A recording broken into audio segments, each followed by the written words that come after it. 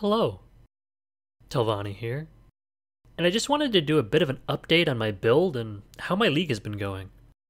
I'll leave a POB with a snapshot of my character at the time of this video in the description below, and while you're down there, if you wouldn't mind hitting that like button, I'd really appreciate it.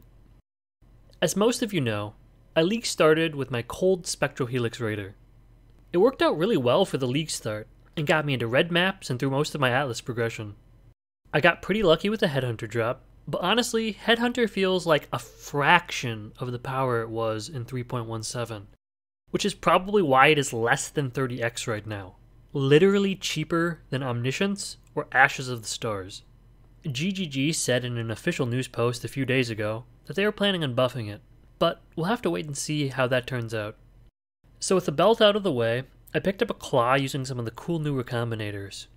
Ultimately though, recombinators are super bait. I made a couple of good claws with them, but I bricked way more of them than I got good ones. And inevitably, the best possible ones were the ones that bricked. At any rate, with a claw out of the way, I was able to transition to Trinity Spectral Helix. And after I farmed up enough currency for some strike gloves and a tribal fury anoint, I did a swap to lightning strike. I've outlined a more detailed process for those transitions in another video, which I'll link below in the description if you're interested in it.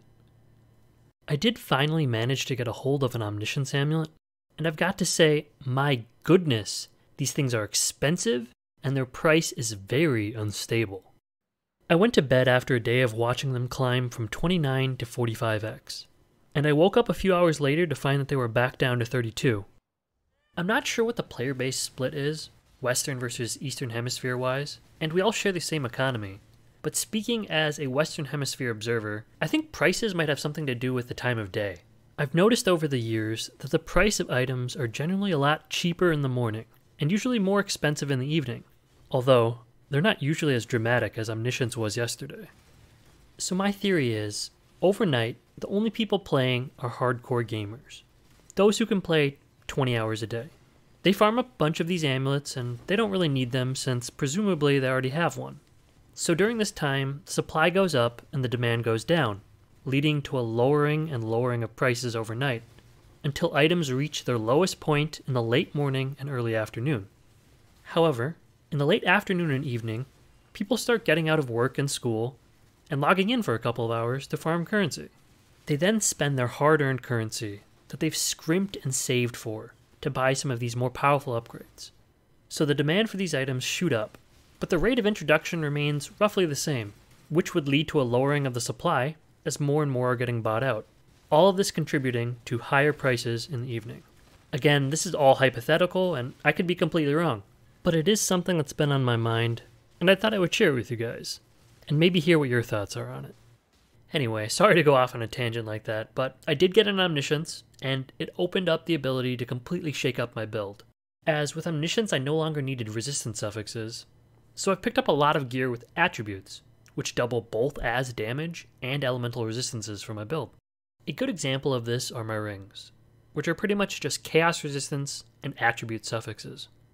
Getting amethyst rings with T1 chaos resistance is honestly pretty huge, since you can almost cap chaos resistance just between the two rings. My shield is something I picked up for like 50C on day 1. I should probably get an armor evasion base instead, but I haven't seen one out there with the stats I need. I've tried recombinating a couple, but as I've said, recombinating is pretty RNG. This one you can see here was close, but the ailment avoidance for no reason decided to degrade a tier, making it completely useless. So yet again, just say nay to gambling. Moving on, I do have to say I got pretty lucky though with my helmet. I randomly found a determination reservation while doing a lab, and I landed on tier 1 accuracy while essence crafting, which helps out immensely. Without the accuracy, I probably would have needed to spend another 3 or 4 skill points on the tree to make up for it. Since Omniscience converts dexterity into Omniscience, you end up losing a lot of accuracy which dexterity used to give you inherently. I decided to go for an Eldritch Implicit on helmet instead of a Blizzard Crown.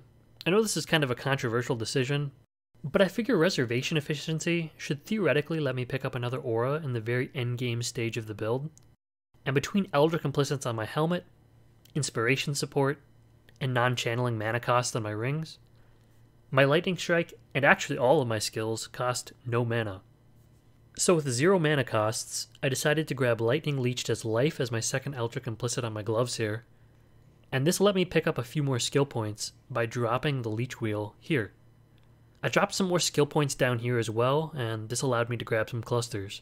It is a bit of a loss to armor, but grabbing clusters allow me to use Enduring Composure, which is basically 100% uptime on endurance charges, which more than makes up for the lost armor. Originally I was going to get Leech on my clusters as well, since it would also have let me drop the Leech Wheel. But I think the aforementioned setup is better, as it lets you go pure damage on the clusters, and not have to worry about conditional damage like damage while leeching. Since the Omniscience version of the build is pretty starved for accuracy, I made sure to get Martial Knowledge clusters, as they give accuracy as well as damage. I also went for Strike Leader, since at the time of the video, they were pretty cheap.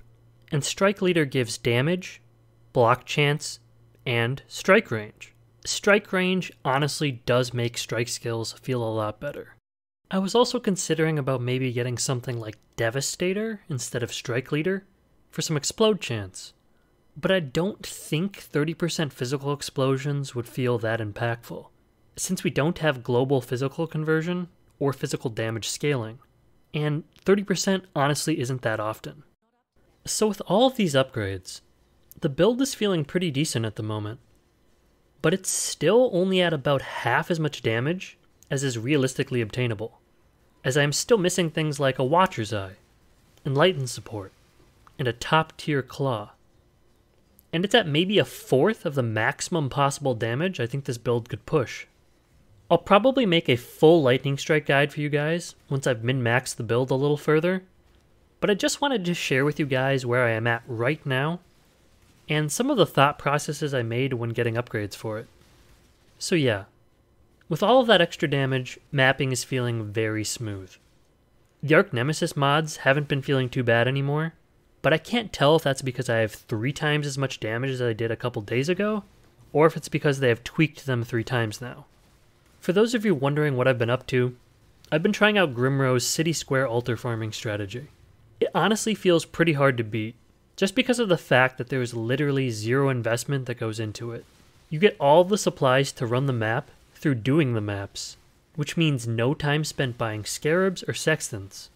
Stream of Consciousness is just too good right now, and it feels pretty hard to beat, even with traditional scarab and sextant strategies. But now that I have a little more damage, I might go test out Simulacrum, or maybe start farming some bosses, or maybe even do some Sentinel testing of my own. I know most players have been running red and blue Sentinels, but I think there may be some hidden potential behind the yellow Sentinel. Anyway, let me know down in the comments below how your league is going, and if you have any ideas for me. Thank you for watching, good luck with your league, and I'll see you in the next one.